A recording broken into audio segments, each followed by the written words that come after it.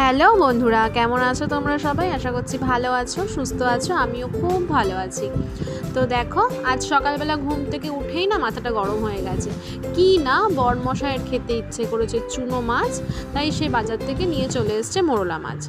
তো কার ভালো লাগে বলো? খেতে যে ভালোবাসি না তা না, খেতে ভালোবাসি, আমার হাজব্যান্ডও খেতে খুব ভালোবাসে, কিন্তু কার ভালো লাগে বলো সকাল মোরলা মাছ পরিষ্কার করতে?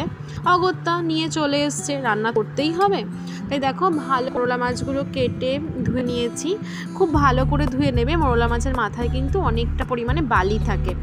আর কেটে ধোয়ার পর নিয়ে নিয়েছি একটা ফ্রাইং প্যানে নিয়ে নিলাম হচ্ছে পেঁয়াজটা খুব সরু সরু করে কেটে রেখেছি। পেঁয়াজ, তার সঙ্গে দিলাম হচ্ছে আদা আর রসুন বাটা, সঙ্গে কাঁচা লঙ্কাও ছিল। আদা রসুন কাঁচা লঙ্কা বাটা, আর দিয়েছি হচ্ছে জিরে গুঁড়ো, ধনে গুঁড়ো, হলুদ গুঁড়ো আর নুন দিয়ে মশলা দিয়ে, তার দিয়েছি সঙ্গে কাঁচা সর্ষের তেল দিয়ে খুব ভালো করে এই মশলাটাকে মাখাতে হবে। চুনো মাছ বা মোরলা মাছ যে খুব একটা শক্ত হয় না, নরম হয় বলে আমি মশলাটা আগে মাখিয়ে নেব। মশলাটা তোমরা চেষ্টা করবে খুব ভালো করে মাখার। দেখো, আমি খুব ভালো করে হাতে চটকে মেখে নিচ্ছি।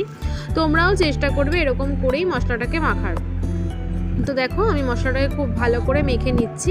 মেখে নেওয়ার পর আমি এর সঙ্গে অ্যাড করব মাছগুলো। তো এই দেখো, তোমরাও চেষ্টা করবে একটু ননস্টিকের কিছুই নিতে। এমনি কড়াইতে কি করা যায় না, করা যায়, কিন্তু ননস্টিকের হলে নিচটা লেগে যায় না। তো এই যে খুব ভালো করে মাখা হয়ে যাওয়ার পর আমি খুব আলতো হাতে, তোমাদের কাছে টমেটো থাকলে তোমরা টমেটো ইউজ করতে পারো, কিন্তু আমার কাছে টমেটো আজকে ছিল না বলে আমি দিতে পারিনি। আর তোমরা যদি কাঁচা লঙ্কা না খাও, তোমরা এই জায়গায় শুকনো লঙ্কার গুঁড়ো ব্যবহার করতে পারো, কোনো অসুবিধা নেই তাতে। তো দেখো, আমি এবার মাছগুলো দিয়ে খুব আলতো হাতে মাছটাকে মেখে নিচ্ছি। দেখবে খেয়াল করে যেন মাছটা একদম না হয়ে যায়, গলে না যায় বা ভেঙে না যায়।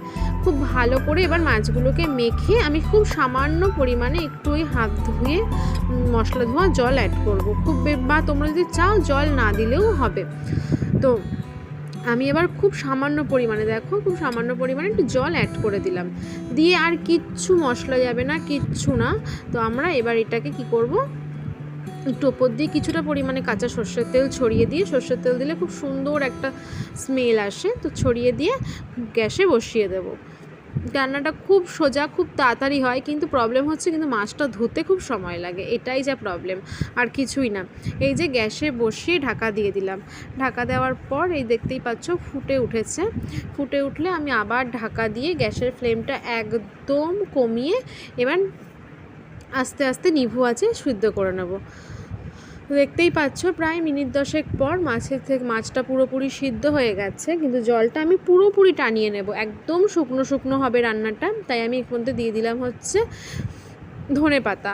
আর আমি কোনো খুন্তি কিছু ইউজ করব না, দুদিকটাই ভালো মতো রান্না হয়ে যাবে, কোনো কিছু ইউজ করার দরকার নেই। শুধু খুন্তি ইউজ করলে মাছটা ভেঙে যেতে পারে। তো দেখো, বন্ধ করে দিলাম। এই তখন মিনিট 5-10 পর আমি আবার তুললাম। দেখতেই পাচ্ছ পুরোপুরি জল টেনে গেছে, আর সাইড দিয়ে এগুলো তেল সরে এসছে। তো দেখতেই পাচ্ছ একদম শুকনো শুকনো হয়ে গেছে। তো এই হচ্ছে আমার আজকে মোরলা মাছের রেসিপি। কেমন লাগলো অবশ্যই তোমরা কমেন্ট করে জানিও। খুব সহজ রান্না, খুব তাড়াতাড়ি হয়ে যায়। কেমন লাগলো অবশ্যই তোমরা কমেন্ট করে জানিও। ভালো লাগলে একটা লাইক করো, কমেন্ট করো, শেয়ার করো। তো আজকের মতো এই পর্যন্তই, দেখা হচ্ছে অন্য একটা ভিডিওতে। ততদিন ভালো থেকো, সুস্থ থেকো।